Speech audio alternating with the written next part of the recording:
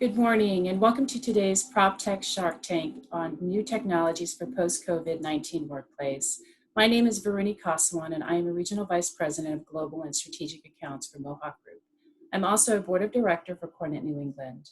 Before we get started with today's programming, I have a few announcements I'd like to make on behalf of the chapter.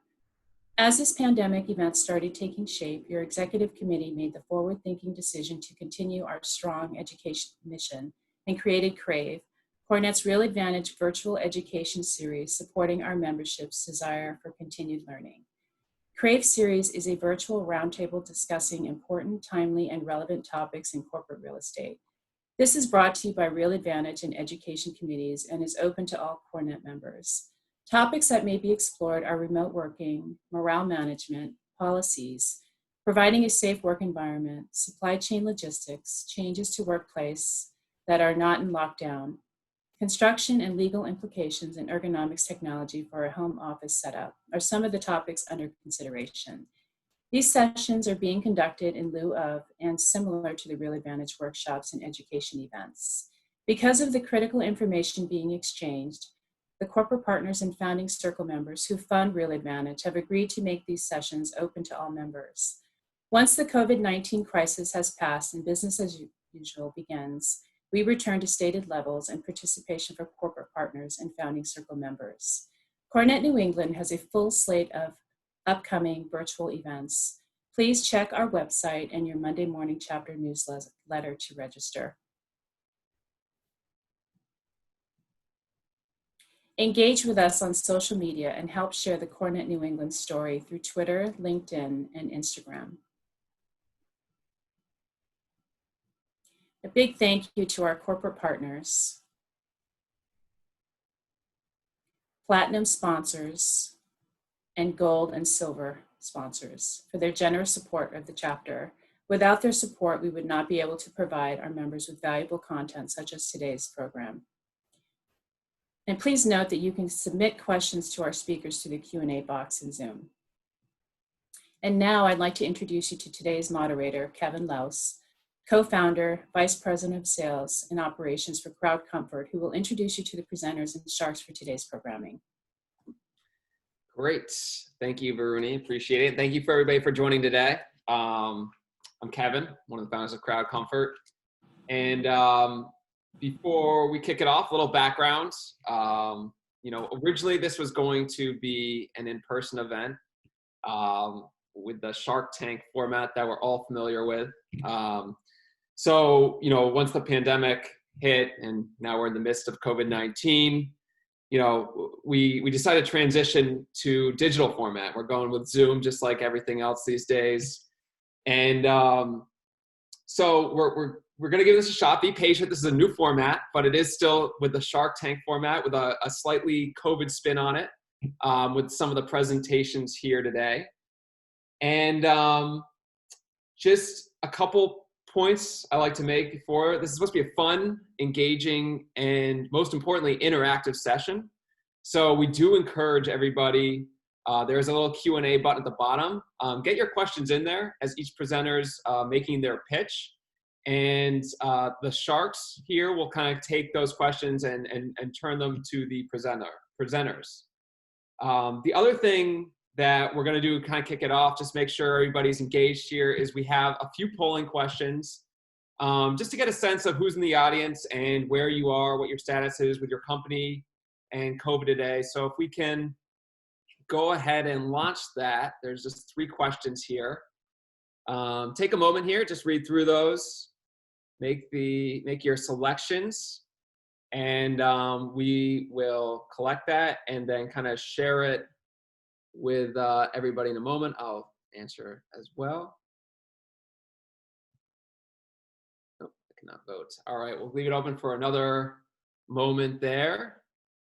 And maybe close that and then share with the audience. And as we are still collecting the data, I'm beginning to share overview. This is Shark Tank. The format is, before I introduce the judges here, each presenter will get 8 minutes to pitch, and then we will have 5 minutes of Q&A. Once again, it will be the sharks will be asking those questions, but they might have their own questions, but they'll probably draw on some of the audience questions as well. And we can kind of take it from there. At the end, once this is all wrapped up, the sharks will each give their final thoughts on each of the presenters. And then the audience will actually get to vote on the official winner, which we'll announce, and we should have that all wrapped up by lunchtime. So with that, I would like to kind of introduce or have the sharks maybe introduce themselves here, and I'll kind of start with Mr. Wonderful, Roy Hirschland. Thanks, Kevin. Good morning, everybody. Pleased to be here. Hope you're all safe. Roy Hirschland, CEO, founder, T3 Advisors. Great. And next we have Susan Osmond.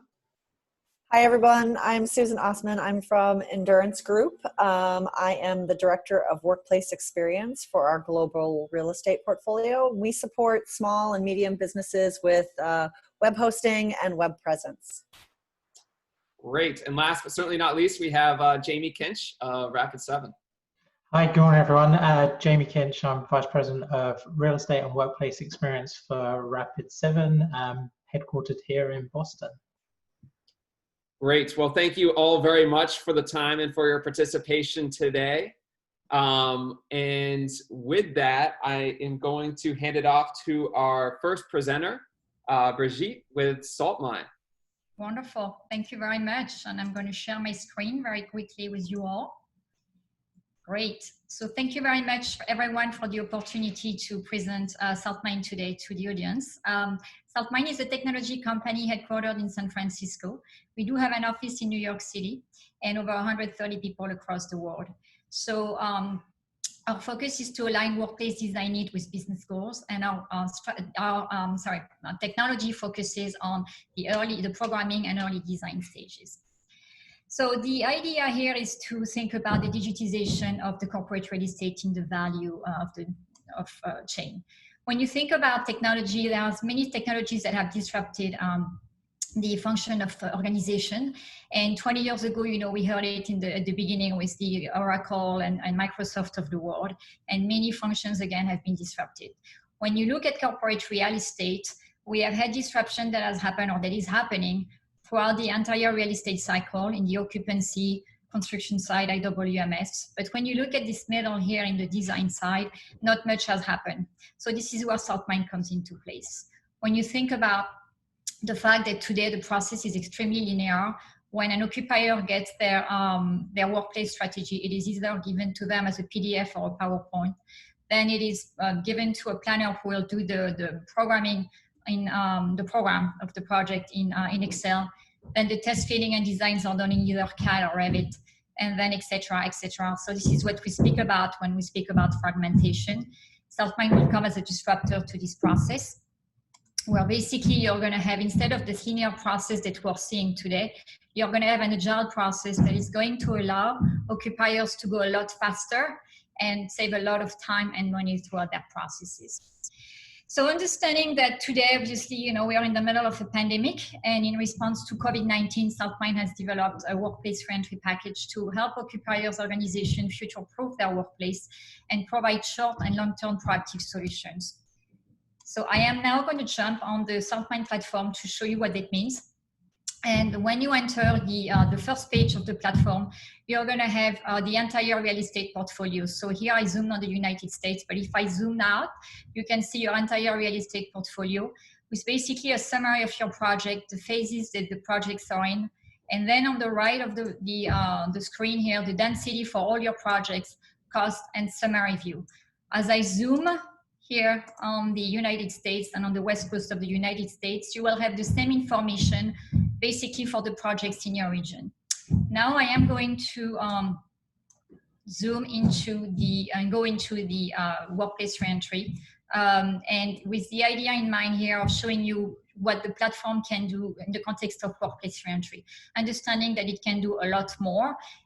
But again, we're going to focus on this. So for the reentry, we're speaking about the ability to completely optimize your full real estate portfolio on the basis of 2 million square feet per week. And I'm going to show you what that means for a floor plan here. And then I'm going to zoom into one area of the floor plan to show you how we then go into the details of this. So the first thing here is going to be around the this entire floor plan that I'm showing you here, and basically showing you, sorry, I'm just struggling with my screen here. Here you go. All right, so there you go. So here I'm going to optimize my space, and all I do is click on my floor plan. And as you can see, in a click of a button, I'm going to be able to quickly identify the smart collision, I mean the collision on my floor plan. So as I go and as I zoom on those rings, I can see that my entire floor plan is not compliant. So I'm going to zoom on a ring and I'm going to optimize my entire space in 2 minutes. So let me just move it again. This it's more about the view here. There you go. There you go. And I'm going to apply it. And as I zoom out of it, you can see that my entire floor plan is basically optimized. So that this is for the entire floor plan. Now I want to show you in the, and I keep moving this, apologies. All right, there you go. Okay, I want to show you the context of one specific area, understanding that we can apply this to groups, space types, or employee group settings. So here, I did already optimize a specific area. And what I'm going to do is, first I'm going to give it a name to that seat, right? And I want to show you the fact that it can be on a one seat basis, or it can be done as a group. Now, understanding that I also want to, let's say I want to think about the fact that I'm going to have group A that is going to come back in the office on week 1 and group B on the other one. I'm going to create groups, those groups that I just mentioned, group A and then group B.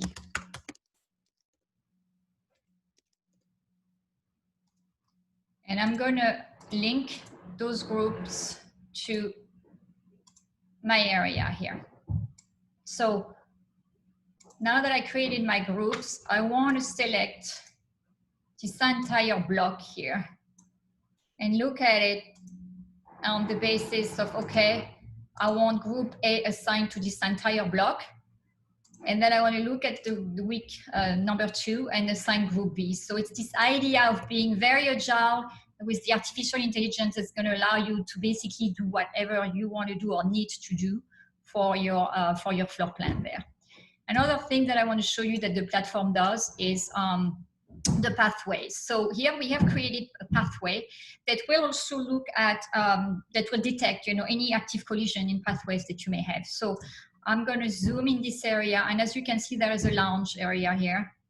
And I'm going to look at my rings, and I'm going to be, okay, so let's identify those rings and look at the distance. And obviously, as you can see, it is in the pathway. So as I optimize those, I have the option to either, and let me just show you first because I'm going to optimize it now. There you go. So it's pretty much removing it from the floor plan, right? The same way here above, it showed you the spaces where you could sit. Here it's telling you those are like transparent and you can't sit there. So it's to me then afterwards to decide, okay, maybe I can move this lounge a little bit further down in the floor plan and to avoid to have those 2 spaces in the pathway. So that's another function of the phase reentry and the path of travel. The last thing I want to show you is the product catalog and the fact that we have developed a bunch of product catalogs here, social distancing products that you will be able to use and place on your floor plan as you go. One of them being the floor sticker plan, right? And you can just put all of those as needed. We also have an array of products, sanitation, miscellaneous graphics, you know, amenity enhancements, etc. So this pretty much concludes the overall overview of the platform. And one last thing that I wanted to show you is the fact that the platform is native 2D, 3D. So as I click on and off, I can see my entire space in 2D or 3D. So that concludes this quick presentation, and I welcome any questions that you may have for me. Thank you. Thank you, Brigitte. Great job. Appreciate it. Really cool stuff. And so now I'm going to kind of hand it off. We'll hand it off to the sharks here, see if they have any questions. And again, encourage the audience, any questions about any of these items throughout, feel free to get them out there. And we'll try and work them into the session here. Maybe we'll start with Mr. Wonderful. Jamie actually has a question. Jamie, would you like to kick it off? Yeah. Jamie, you cannot speak. Mr. Wonderful speaks, Jamie. I'm sorry. No. Hey, Brigitte, thank you. That was a great presentation. A couple of questions. One, what's your pricing model? Yeah, so as far as pricing model, this is a package and we have based it on square footage. So if an occupier wants to do 25,000 square foot of their real estate portfolio to a certain price, 50,000 square foot, 75,000 square foot, and I'd be happy to discuss that more in depth on what that means for them. Okay. Second question, what % of your revenue is driven by occupiers directly, and what % from the A&D community as resellers of your product or users of your product? Sure. So 90% to 95%, I'd say right now, is occupiers driven. And we do have a network of what we call channel partners, who are the likes of Cushman & Wakefield on a national basis, and architectural firms such as IA and HOK. And then my final question is Autodesk, friend, foe, or acquirer? I don't know yet about acquirer. I'd say no in the short term. I'd say friend for now. They're not a direct competitor. Okay, thank you.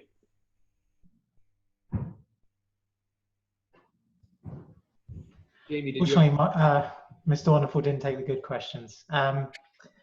Brigitte, thank you very much for the presentation.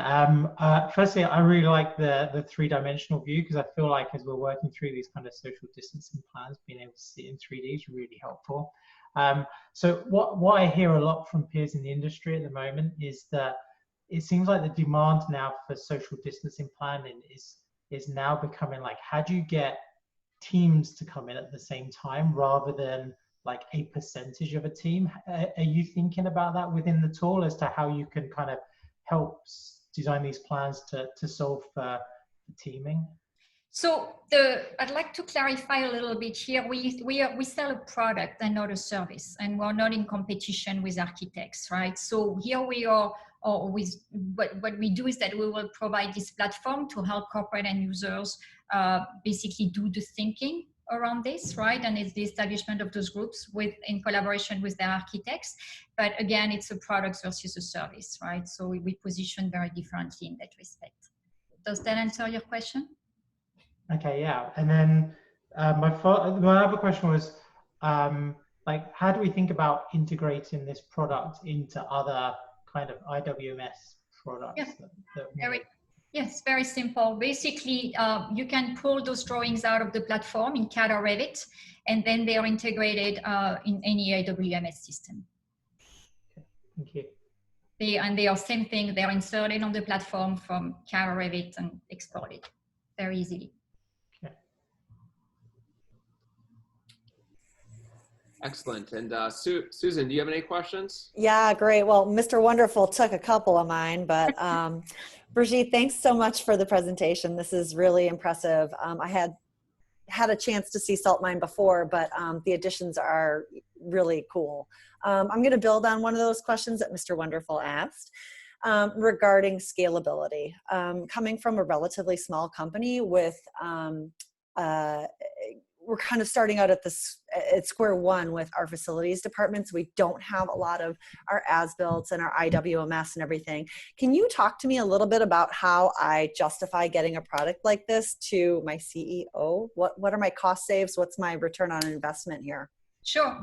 I think so. Basically, for you, it would definitely be a project management and design tool, right? In the sense that it would allow you to put your real estate portfolio on the platform, even if it's very small, right? And usually we do have clients that have very small portfolio and that are trying to build it. And it's actually the perfect time for you to be able to integrate your workplace guidelines. And I didn't speak about this, but to integrate your issues, your metrics, your guidelines, and align your project with those and grow your portfolio as you evolve, right?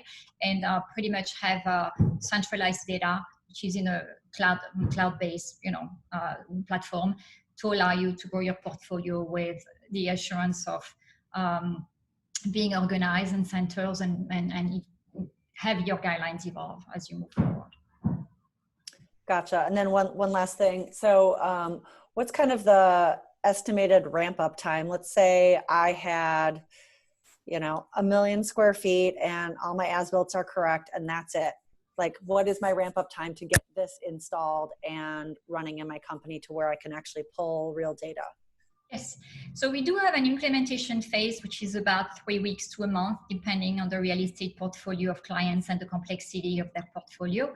And it's actually pretty straightforward in the sense that we would take all your, obviously work with you on figuring out your work processes and then put them on, create your own design cloud, put all that on the platform, take all your existing CAD or Revit drawings, put them on the platform, train your team, you and your team in a day and a half, because it's very intuitive. And then afterwards, have a customer success person assigned to you that would, follow you and be available for you at any time. Great. So we are speaking about 3 weeks to a month max. Okay. Awesome. Thanks.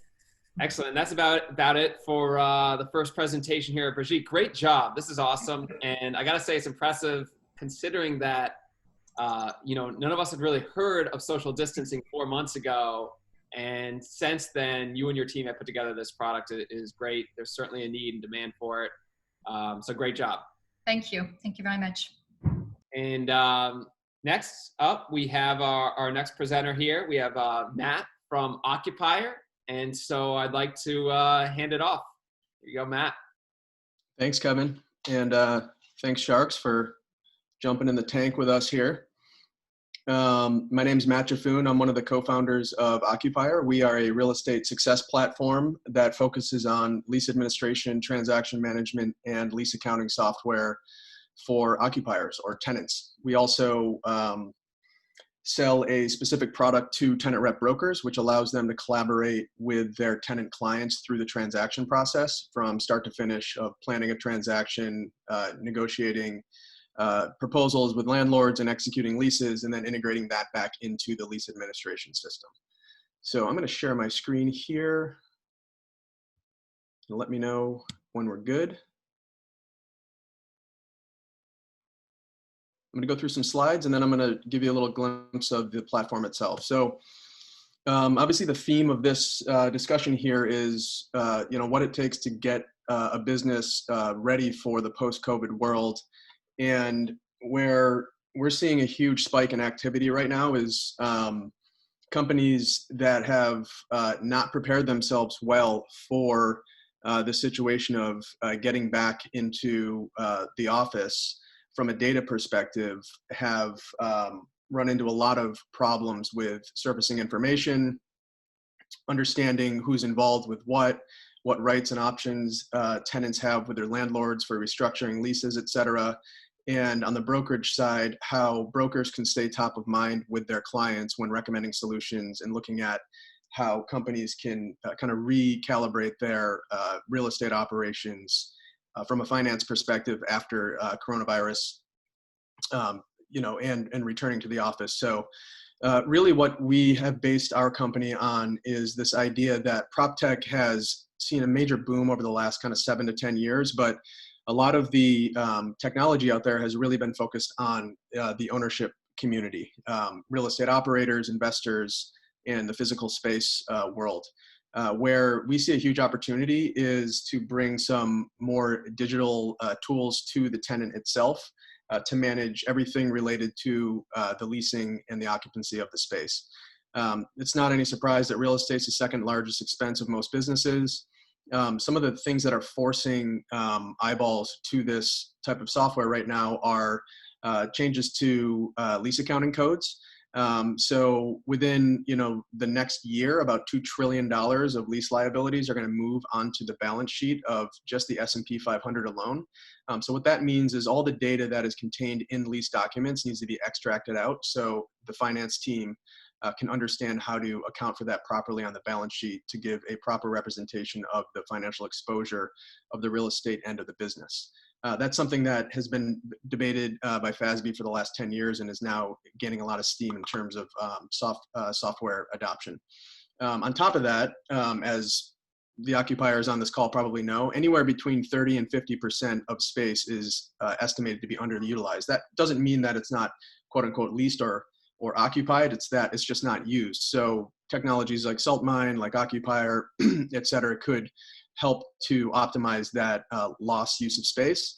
And on top of that, about 177,000 lease deals are made every year. And the idea that all of these are happening offline to us is ridiculous because they're error prone. There's no productivity from getting from a lease cycle from start to finish. And there's not really good collaboration software out there that helps tenants, brokers, and all the other stakeholders around the deal to get a deal from start to finish and make the proper decisions. Shift is getting real here. So COVID-19 is the major forcing function that we've seen that is drawing people into software. So lease administration software is not a new category. It's been around since the 80s. But the problem with it is that the user experience for most lease admin softwares is actually stuck in the 80s or the 90s. And the primary focus for them has always been the back office. What we believe is that we need to bring the corporate real estate executives and the brokerage teams to the front of the process and provide software that allows them to work how they need to work. So with COVID-19 bringing people back to the office, there's obviously a huge shift in employee expectations and consumer expectations on the retail space. The pace of change in the world today just demands a flexible real estate portfolio. As I mentioned, the accounting standards are requiring greater oversight over this data set, and digital laggards are at the highest risk of failure. So if you're a company or if you're a brokerage team that is still managing your portfolio in a spreadsheet or a Google Doc, chances are you're going to make mistakes that you probably don't even know that you've already made. And what is the end result of this? You're putting your business at risk. So if you're not complying with accounting standards, you might not pass an audit, which means you might not be able to get your financial statements out time. If you're mismanaging critical dates, you could potentially lose your space. You could potentially cost your company a lot of money if you miss a termination option that you've kind of painstakingly negotiated. At the end result of this is you're building inflexible real estate portfolios. So if you don't have access to the right data at the right time to all the right people, you're going to make bad deals and you're going to regret it down the road. And this is just a representation of kind of like how commercial real estate operates today on the front end. You have these really old school tools that are tough to use, or you're managing it in spreadsheets and documents. So if you think about how brokers and tenants interact throughout the transaction process, it's largely email and it's largely mega files that are being stored in Outlook folders. So when a broker goes out and pulls a survey for a tenant, it's typically put into a PowerPoint presentation and it's changed about 10 times throughout the deal process. Why isn't that happening dynamically in software? So we're building things that allow those decisions to be brought immediately to the end users so that you can move the transaction process through quicker. And that data then gets extracted into your lease admin system, pushed to the finance team all in one pane of glass. So it's an end-to-end process for pretty much having all your T's crossed and I's dotted in your real estate portfolio.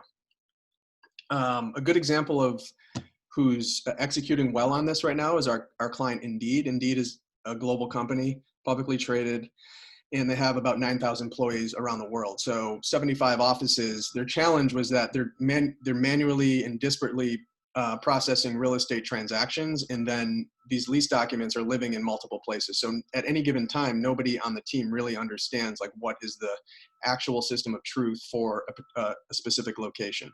So by centralizing their decision-making process and all their data with technology in Occupier, it's facilitating more collaboration across the entire business and their external partners like brokers, architects, planners, et cetera.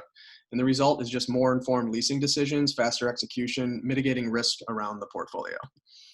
In 2 short years of being in business, we've signed up some pretty good brands on both the office, retail, and brokerage side. You can see on the left that DraftKings, Indeed, high growth companies are really kind of a focus on this area right now. Companies that have not really had a good foundation for managing their real estate. data and leases in one place. On the retail side, we don't all know what the kind of apocalypse that retail is facing right now in the post-COVID world, but a lot of these companies have come to us looking to centralize the information in their leases because they don't know how to negotiate with their landlords in this environment. And on the brokerage side, all the major firms and boutique firms that are advising these companies are looking for tools that can keep them closer with their clients. So I'm going to hop into Occupier real quick just to show you a glimpse.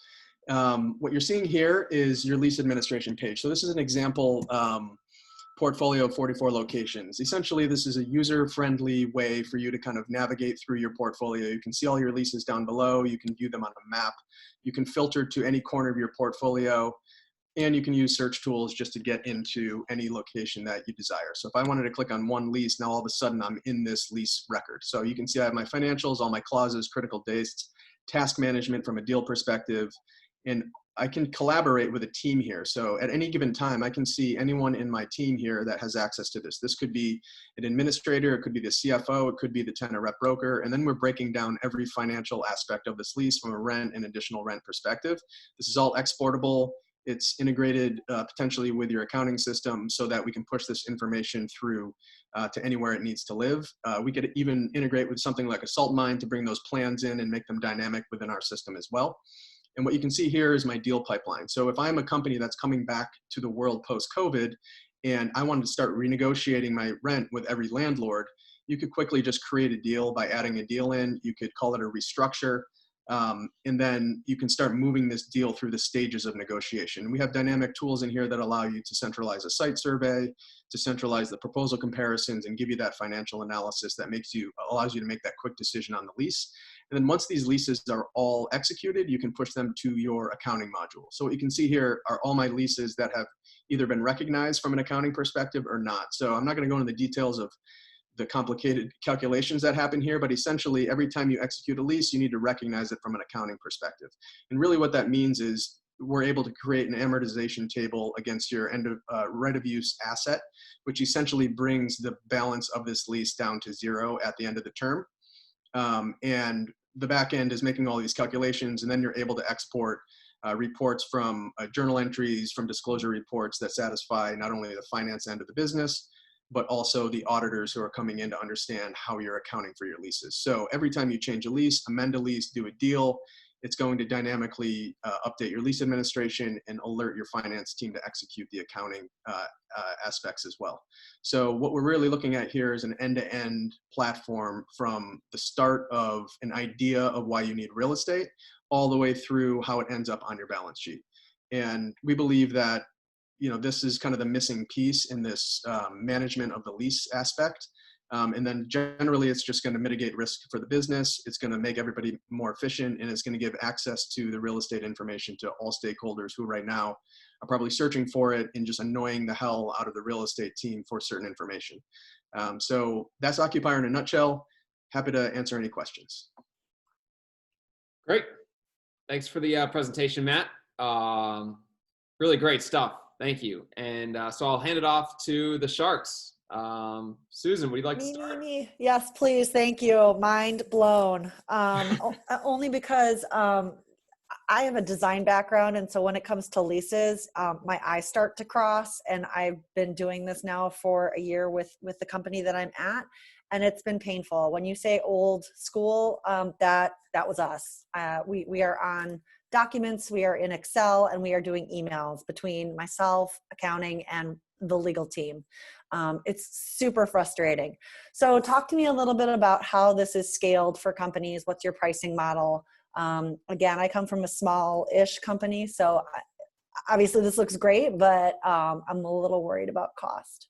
Yeah, so we have a pretty scalable pricing model. It's all based on number of locations.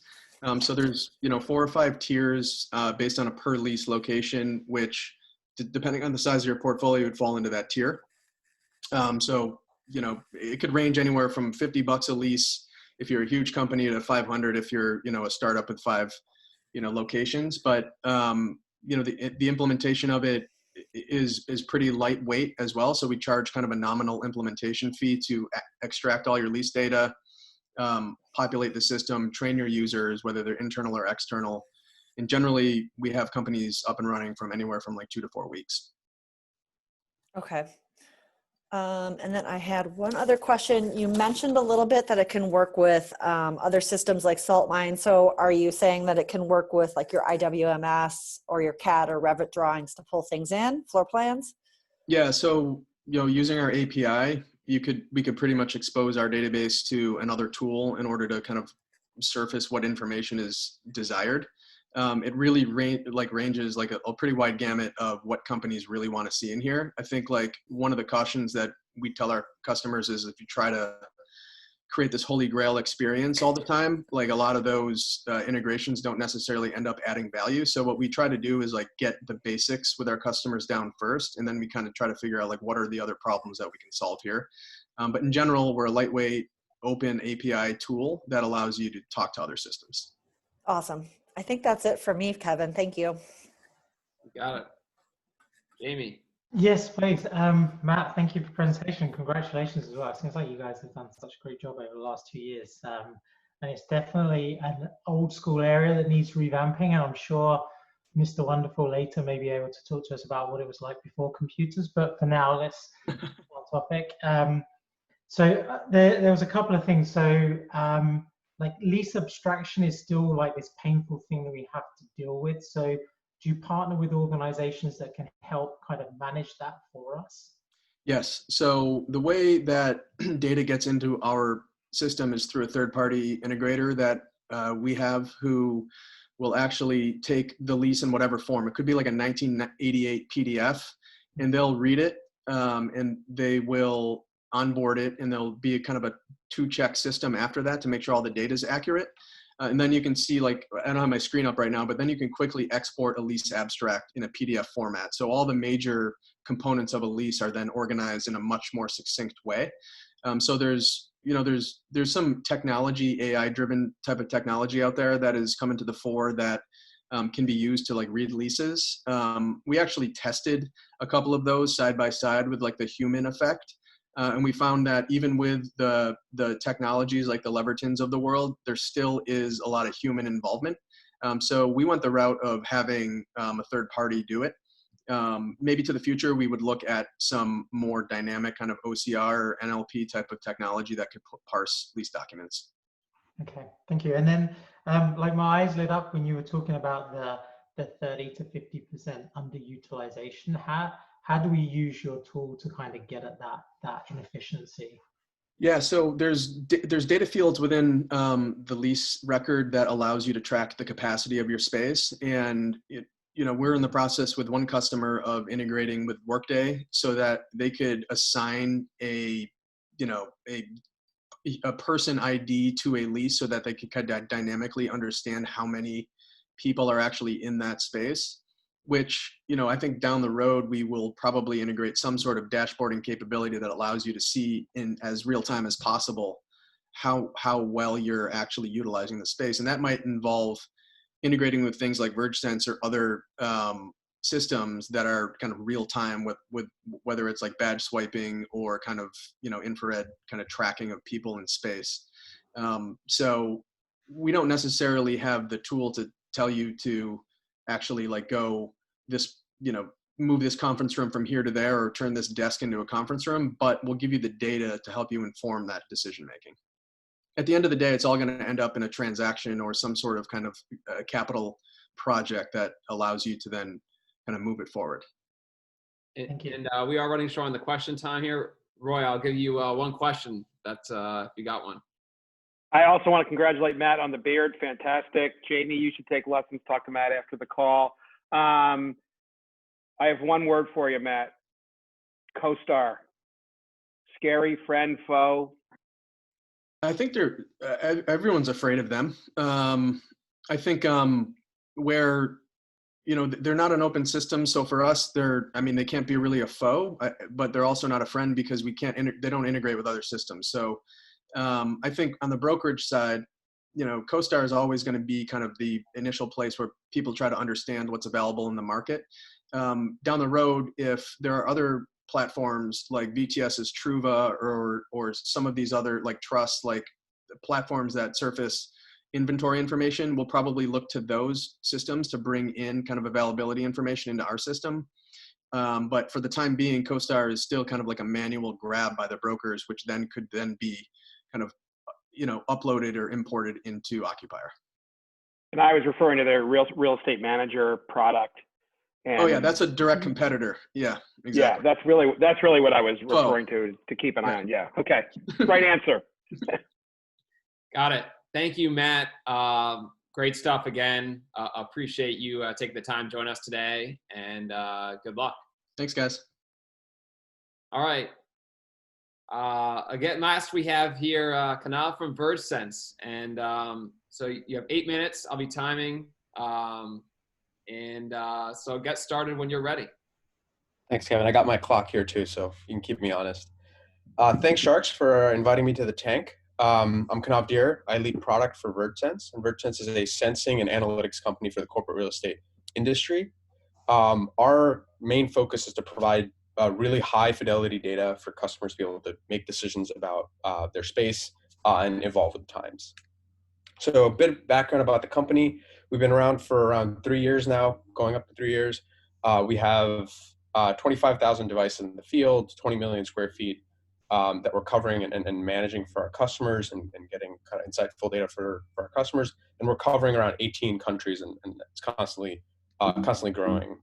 And it's really important, actually, the deployment, global deployment portion of this, especially with COVID. We're actually starting to see a lot of different uses of this data as kind of the different phases pan from east to west. So we'll kind of see that in the demonstration I'll do as well. But we're starting to see a lot of adoption across the globe. So our primary product is the sensor itself. So this is a ceiling-mounted sensor. The sensor uses AI and computer vision to detect very accurately the number of people in a space, as well as a variety of other things, which I'll touch on a little bit later. These sensors are 100% anonymous. They are 95% plus accuracy, given the technology of choice here. And we do have PoE and battery powered options, which is kind of really important for retrofit spaces, which will use the battery powered option, and then new constructions, which will be able to kind of put this into the infrastructure and backbone of that building. And we have a variety of different options across the many customers that we're working with on how to deploy this. We're very friendly with IT and network teams, making this really, really smooth and easy product to deploy. Now, how easy is it? Well, let's actually take a look at a video of one of our sensors going up. So that's it. That's one of our battery-powered sensors. It's a magnetic mount. It's a standard ceiling, and the sensor's up there now and capturing and measuring data beneath that. So really the way the sensor works is it's, like I said, deployed in the ceiling. It's covering a large area, and it essentially can go over any space. It's essentially covering square footage, but it has high granularity in the way that you can have a single sensor cover a conference room and get a number of people in that conference room, or you can have that sensor covering a pod of, in this case, very strangely distributed desks, but get exact person counts down to the desk level. So single sensor, a variety of different granularity of data covering any space. Doesn't matter what kind of furniture, doesn't matter what kind of layout, cafe, lounge, desk area, etc. So pre-COVID, and the main focus for VergeSense and where the ROI comes for customers is in a couple of different kind of pillars. The primary place was portfolio optimization. So the customers are using to deploy this within their corporate real estate portfolio, understand where there's underutilization, where they're starting to see spikes of kind of peak utilization, to understand where they need more space, where they need less space and can consolidate their portfolio. And that was really primarily the main purpose of kind of the source of ROI for our customers. There were a couple other places of value with the same exact sensors, things like data-driven design.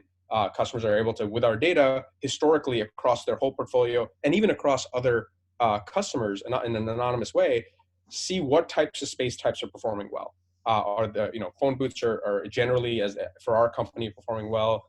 Conference rooms are just completely underutilized. We need more unbookable space, and have data actually drive those types of decisions. And we're actually working with SaltMine to provide this data early on in the phase, so that as you build more and more buildings, as you kind of expand your portfolio, you have data that's driving the design as well.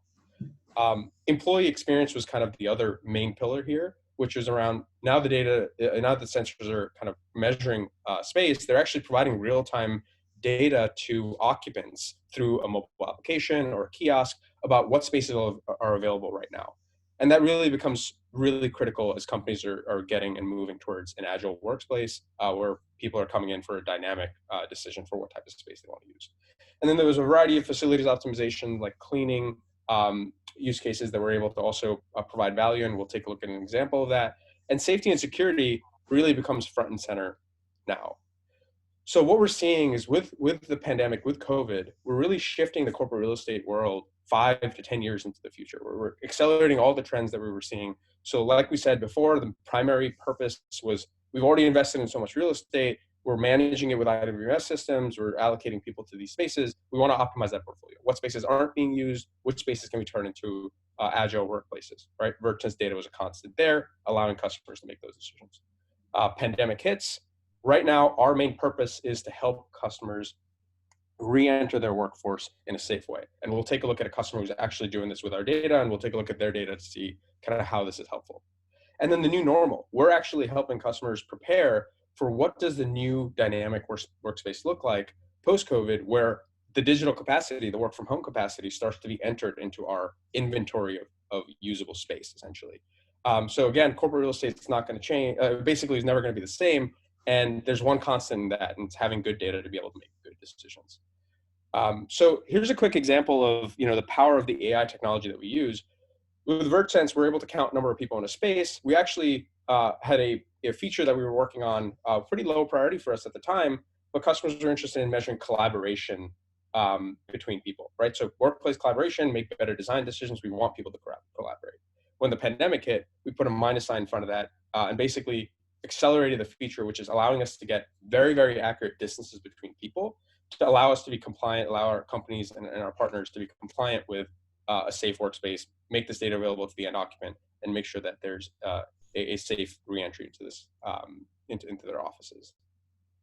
So let's jump quickly into this customer that I'm speaking about. So this is a customer based in Europe. Again, they were using this platform for a variety of reasons, all the things that I mentioned, optimizing their portfolio. They have 3 floors in this building. And in this case, let's take a look at their live data right now.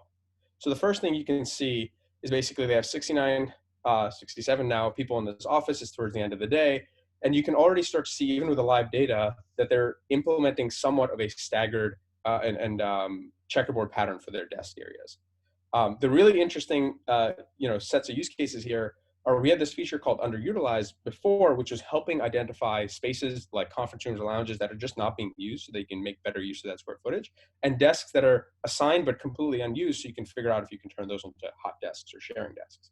Well, that same feature called underutilized now is actually helping this company audit and validate that they are following a checkerboard pattern. Everything that's dark in this view is a underutilized space, which in this case is very good, right? So this space is used at 54% average utilization. This one's at 2. The 2 is also a little concerning. You don't want people to be using spaces right next to each other. But this is an example of how a data stream is basically able to allow this company to react really quickly. Now, let's take a look at what's really interesting and how they've re-entered into their workforce. They're around approaching phase 2 of their re-entry. And we're actually providing them with a dashboard about social distancing in their workspace. So for that building we just took a look at, for the last week, we're basically providing them with a couple of different metrics using the data and using the fact that the sensors are able to measure distance. And what you can see here is, there's 13% of their overall people events are interactions, and 56% of those interactions are violations.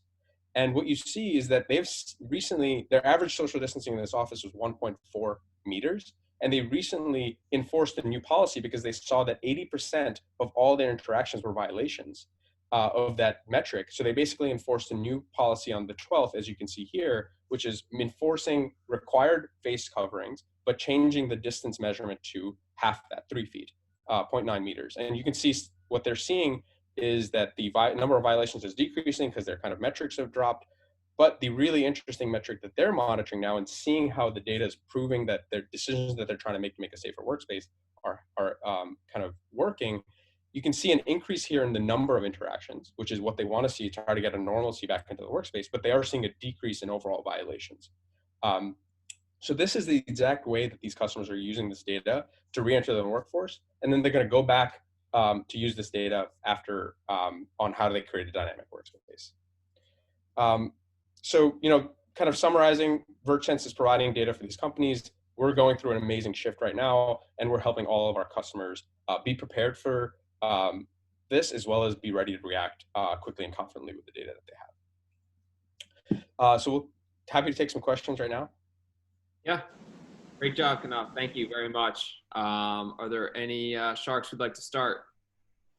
Yeah, I'll go. Thanks, Knopf. A great presentation. This is a really cool product.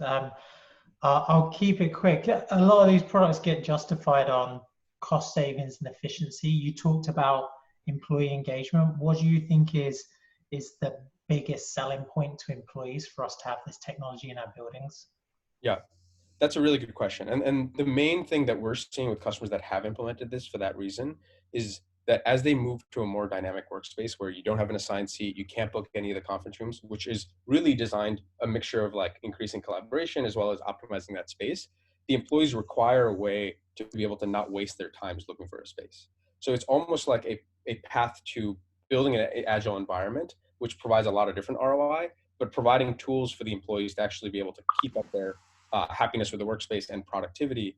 And that's where the companies that we're working with are investing in this thing, continue to allow for that to be a seamless experience.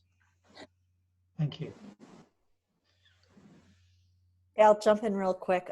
Knopf, this is awesome stuff. I am a huge fan of sensors, but can you talk to me again about scalability and pricing model for companies, please?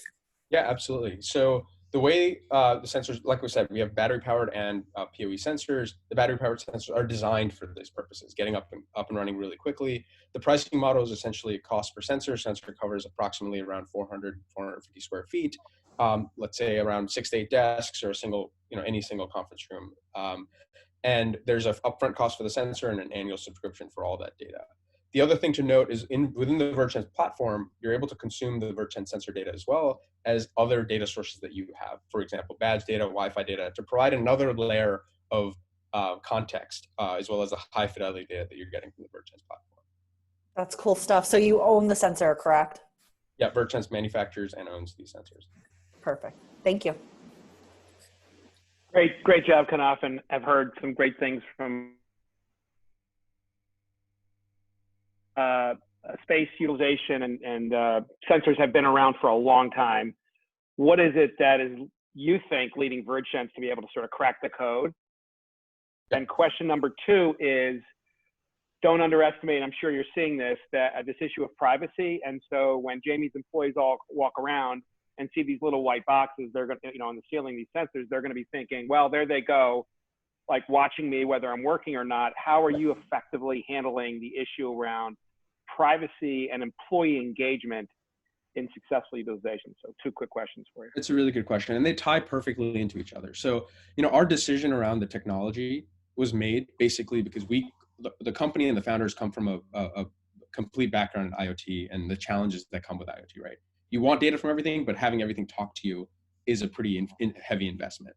So observation is a really interesting way of getting, really interesting data, enough data. So we chose computer vision, and we implemented it in a way that is completely anonymous and completely private to get the benefit of the high value technology and be private. And the way we've done that is basically the sensors themselves are a completely low resolution sensor, meaning even to the human eye, they're 15 pixels per foot, which is less than half of what's required by MIT standards of being able to do facial recognition or license plate recognition. So even to a human eye, not that the data is ever available anywhere, you're not gonna be able to consume it.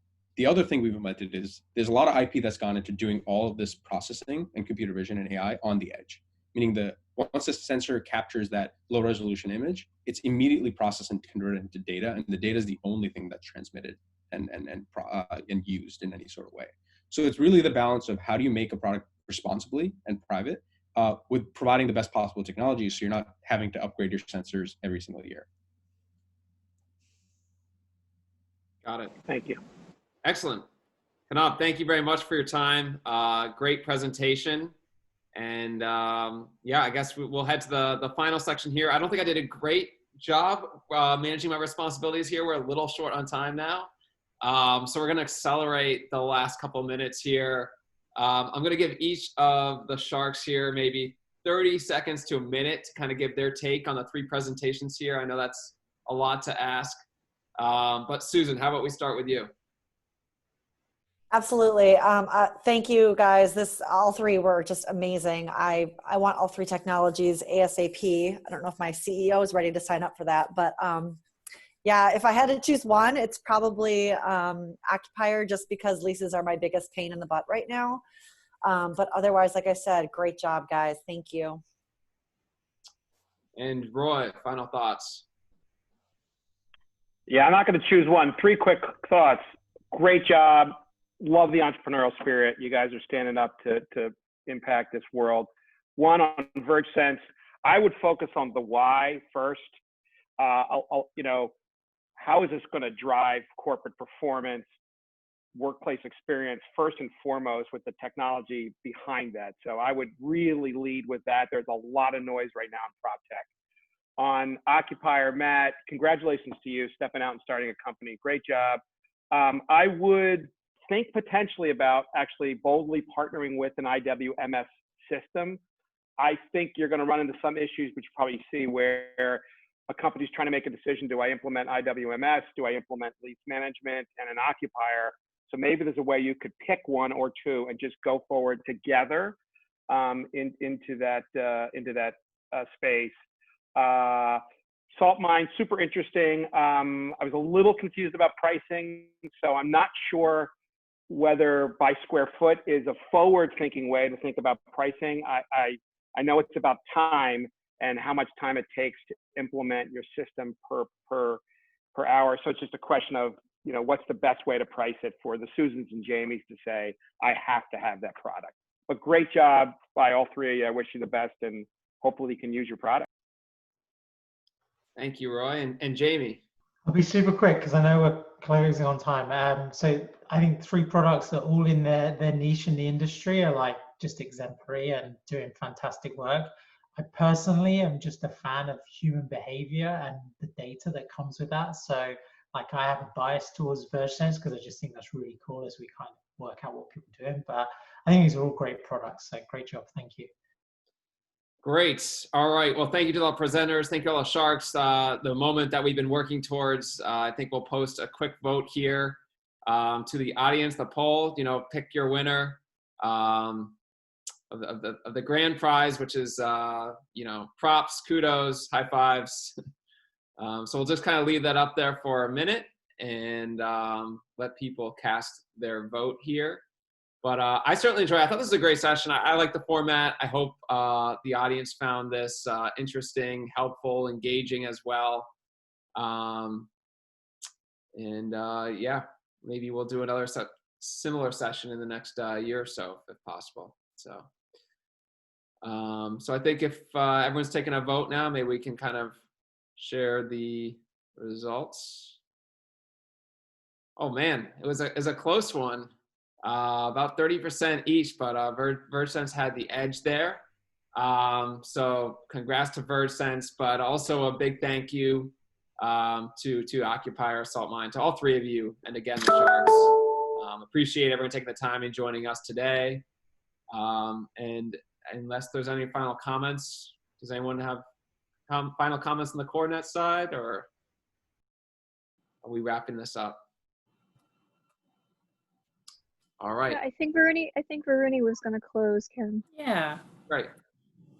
Great. Well, on behalf of CoreNet New England, a special thank you to our presenters and sharks today for your time and presentation. Thank you all for joining us. And we value our members' feedback, so please complete the survey when you receive it. I hope you enjoy the rest of your day and stay safe, everyone. Thank you. Thanks a lot, sharks. Thank you. Bye-bye.